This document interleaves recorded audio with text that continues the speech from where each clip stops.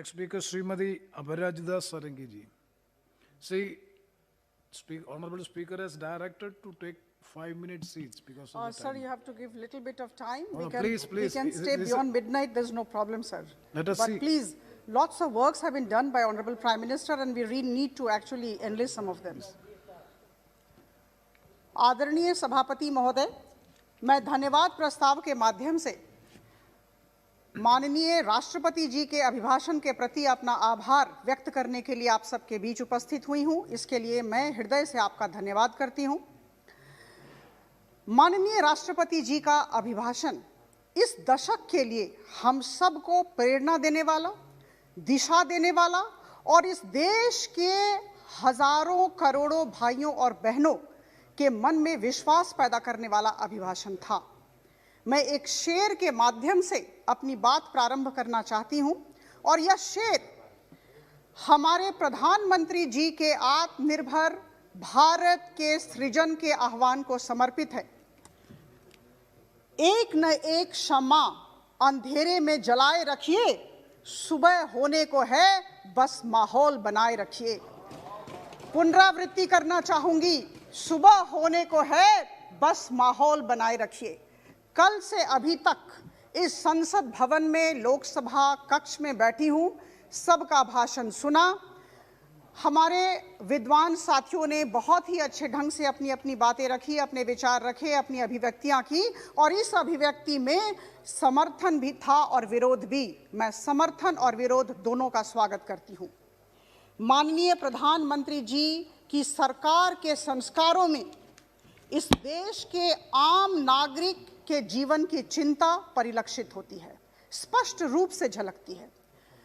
सभापति महोदय, मैं कहना चाहूंगी कि इस सरकार को विरासत में ऐतिहासिक समस्याएं मिली हैं और ये सरकार, प्रधानमंत्री मोदी जी की सरकार, एक तरफ विरासत में मिली ऐतिहासिक समस्याओं का सफलतापूर्वक समाधान करने की चेष्टा में लगी हुई है और दूसरी तरफ इन्हीं चुनौतियों का सामना बड़ी संवेदनशीलता के साथ, बड़ी जिम्मेदारी की भावना के साथ, दृढ़ इच्छा शक्ति के साथ करती रही है, करेगी और आगामी दिनों में आप देखेंगे हम सब मिलकर यह करते रहेंगे। मसला चाहे जम्मू कश्मीर का हो, ट्रिपल तलाक का हो, नागरिकता संशोधन अधिनियम का हो या फिर राम मंदिर के निर्माण का, इन सारी चुनौतियों को जिस तरह से हमने हैंडल किया, ये जो लोहा लेने का जो संकल्प और इच्छा शक्ति वर्तमान सरकार में दिखती है, यही बात, यही लक्षण पिछले सारे सरकारों को इस सरकार से अलग करती है। हमारी सरकार निश्चित तौर पर बेहतर है। अगर आप मुझे पूछेंगे कि इन 6 सालों में सबसे बड़ी उपलब्धि क्या रही है हमारे प्रधानमंत्री जी की और उनकी टीम की, तो मैं कहूंगी कोविड-19 का प्रबंधन, द मैनेजमेंट ऑफ कोविड-19। अंग्रेजी में एक अभिव्यक्ति है, एक एक्सप्रेशन है, leading from the front. Our prime minister has led the nation and the world from the front in the battle against COVID. और आज की स्थिति क्या है? India has emerged as a nation with one of the lowest death rates and one of the highest recovery rates. जीवन और जीविका, इन दोनों पर यथेष्ट बल आदरणीय प्रधानमंत्री जी की सरकार ने दिया है। बंधुगण, इकोनॉमिक सर्वे का रिपोर्ट कुछ दिन पहले हस्तगत हुआ। अगर आप इकोनॉमिक सर्वे का रिपोर्ट पढ़ें तो पता चलेगा कि इस सरकार की नीति और नेतृत्व की वजह से करीबन 1 लाख लोगों की जानें बची और 37 लाख लोग संक्रमण से बचे हैं। और कुछ दिन पहले आदरणीय वित्त मंत्री महोदया ने कक्ष में कहा था, यह वी शेप्ड इकोनॉमी है। कितनी अच्छी बात है, वी शेप्ड इकोनॉमी।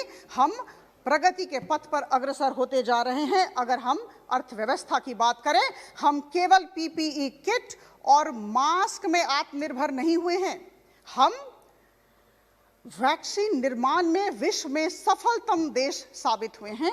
अक्टूबर 2020 की बात मुझे याद है, अक्टूबर 2020 तक 6 करोड़ पीपीई किट देश में बनाया गया और उसमें से करीबन 2 करोड़ दूसरे देशों को दिया गया था। और मुझे याद है N95 मास्क का जहां तक सवाल है, करीबन 15 करोड़ हमने अपने देश में बनाए और करीबन 4 करोड़ दूसरे देशों के साथ साझा किया। वैक्सीन 2 बने हैं, 2 बनने वाले हैं। 35,000 करोड़ का बजट प्रावधान किया गया। आदरणीय वित्त मंत्री महोदय ने कहा, और बड़ी अच्छी बात उन्होंने कही, उन्होंने ये भी कहा था कि अगर आगामी दिनों में अधिक जरूरत होगी वैक्सीनेशन की, वैक्सीन की, तो हम अधिक पैसे उपलब्ध कराएंगे। ये बहुत बड़ी बात है, इसके पीछे बहुत साहस चाहिए। 150 से अधिक देशों को जरूरी दवाइयां प्रेषित कराई गई। बंधुगण, हम अपनी तारीफ खुद नहीं करते, जब दूसरे करें तो बड़ी बात होती है। Parliamentary standing committee on home affairs और parliamentary standing committee on health and family welfare की प्रोसीडिंग मेरे हाथ में है। ये दोनों प्रोसीडिंग मेरे हाथ में है। आप इन दोनों प्रोसीडिंग को मेरे बंधुओं से, मेरे साथियों से, मेरे विद्वान मित्रों से अनुरोध है, इसे पढ़ें। Parliamentary standing committee home affairs की तो प्रोसीडिंग है, उसके 3 पैराग्राफ को पढ़ें। पारा 2.6.9, पारा 2.6.10 एंड पारा 2.6.11। आप मुझे थोड़ा और समय देंगे। Parliamentary standing committee health and family welfare की प्रोसीडिंग को अगर आप पढ़ें, पारा 1.47 ऑफ चैप्टर 1, उसमें लिखा हुआ है, the committee appreciates the PM's call for जन आंदोलन अगेंस्ट पैंडेमिक। हम अपनी तारीफ खुद नहीं करते। WHO के डायरेक्टर जनरल मिस्टर टेड्रोस ने भी हमारे प्रधानमंत्री को बहुत धन्यवाद दिया। जनवरी 2021 की बात है, ब्राजील के प्रेसिडेंट ने हमारे प्रधानमंत्री जी को चिट्ठी लिखी और ये जो 20 लाख वैक्सीन डोजेज ब्राजील गए थे, इसके लिए उन्होंने बहुत धन्यवाद हमारे प्रधानमंत्री जी को दिया। Sir, I would like to quote the American physician Dr. Larry Brilliant, who had played a key role in eradicating smallpox. He had said, outbreaks are inevitable, but pandemics are optional, meaning thereby that we may not be able to change the natural occurrences that produce the diseases in the first place, but through preparation, early action, and intelligent responses, we can quietly flatten its trajectory. And I'm extremely proud to say, to inform this august House, that because of the able leadership of our Honorable Prime Minister, we could flatten the trajectory. Now, please conclude. Sir, please give me some time. No, I beg, sir. Already. Sir, lots of works have been done. Please give me some time, sir. Already you have taken 10 minutes, प्रधानमंत्री please. Modi ji ने कहा है, sir मुझे थोड़ा समय दें, sir वक्त दें। सर, प्रधानमंत्री मोदी जी ने कहा है कि सामाजिक न्याय हमारी सरकार के लिए सिर्फ कहने सुनने की बात नहीं है, यह हमारा कमिटमेंट है, यह हमारी श्रद्धा है।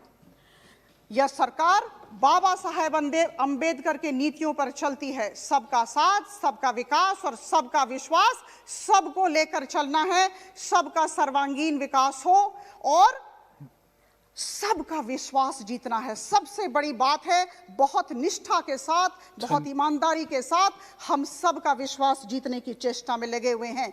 जिस दिन आदरणीय वित्त मंत्री ने इस कक्ष में बजट पेश किया, उसके एक दिन पहले आदरणीय प्रधानमंत्री जी ने प्रेस को संबोधित किया और उन्होंने जो कहा वो वक्तव्य सबको याद होगा। उन्होंने कहा, Shafiq ur Rahman ji, sir please give me 3-4 minutes. No, please, no. 2 minutes, sir. No, please, you please conclude. Sir, 5 mini budgets, 27 lakh crore के 5 मिनी बजट्स के साथ इस बड़े बजट को देखा जाए। सर, प्रधानमंत्री, Madam, please conclude, because प्रधानमंत्री गरीब कल्याण योजना 8 महीनों तक all these 80 issues of crore लोगों को 5 किलो अतिरिक्त अनाज सुनिश्चित किया गया। और मैं आपको बता दूं सर, श्रमिक please conclude, ma'am. Otherwise rail the speech प्रारंभ will be किए गए unfinished. थे। सर, मैं बहुत दरिद्र राज्य से आती हूँ, उड़ीसा राज्य से, मैं आपको बता दूं, और वहां 8 लाख प्रवासी श्रमिक हमारे राज्य को छोड़कर बाहर गए थे। 244 रेल का प्रबंधन किया गया था, उसमें ये लोग लौटे हमारे देश, हमारे राज्य, और इसकी वजह से मैं आदरणीय प्रधानमंत्री जी को उड़ीसा वासी की तरफ से बहुत धन्यवाद देना चाहती हूँ। शफीक उर रहमान जी, please.